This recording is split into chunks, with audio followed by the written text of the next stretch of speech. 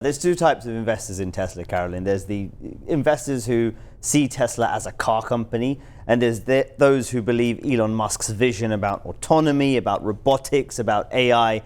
And on the call, we got the two sides of the story. EV business, not so good.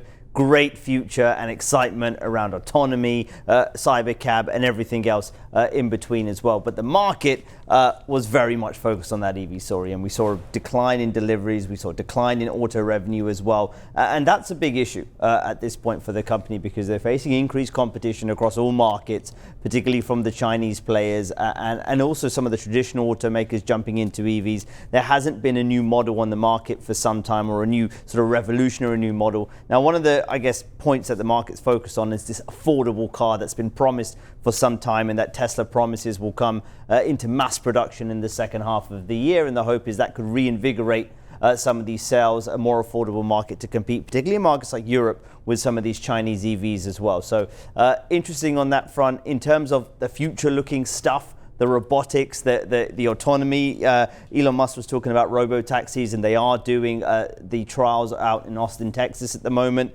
And he said that they're planning to expand that and hope to serve half of the US population later this year. We know Elon Musk has a very big history of promising things that don't come true. So we have to wait and see if this is possible. He says it's technically possible, but we'll have to see in terms of the regulatory front, which of course is a big hurdle across multiple markets in the US and elsewhere. In terms of more near-term guidance, clearly the long-term story here is very much hinged on how robo-taxis evolve and whether we do see this affordable version of the Tesla come to market. But on the more near-term, he said we probably could have a few rough quarters, not saying we will, but we could. And we just played that sound out from Elon Musk.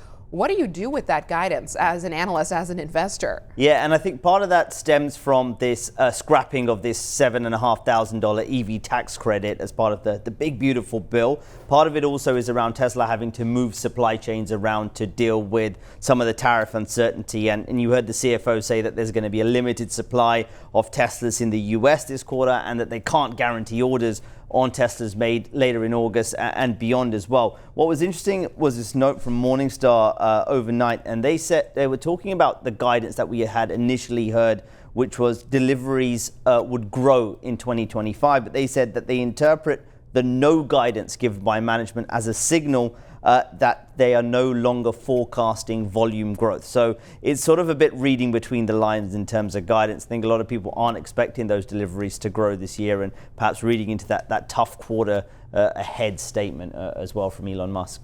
To what extent is his Elon Musk fallout with Trump going to hurt him? To what extent does it even matter still when it comes to future regulatory approvals? Yeah, I think, look, the involvement in politics has no doubt hurt the Tesla brand. It's hurt the Elon Musk brand in a lot of markets, particularly, again, here in Europe. You have seen a visible impact from that. There are a lot of investors, a lot of analysts. We've heard Dan Ives, who comes on the channel, talking and saying that Elon Musk should just get out of politics. He shouldn't be in it. Should focus, be laser focused on all these businesses he has, from Tesla to XAI, and all of these big projects he wants to do. And so that is, I think, what a lot of shareholders are yearning for. Elon Musk to put aside the politics, to just focus on all these investments in AI in particular, in Tesla, but also at XAI. And he spoke to kind of both of those projects, saying that Tesla's all about real world AI, driverless cars, etc. And XAI is about super intelligence and artificial general intelligence. And so I think that's really what shareholders want to see, that laser focus and sort of wartime CEO mode from Elon Musk.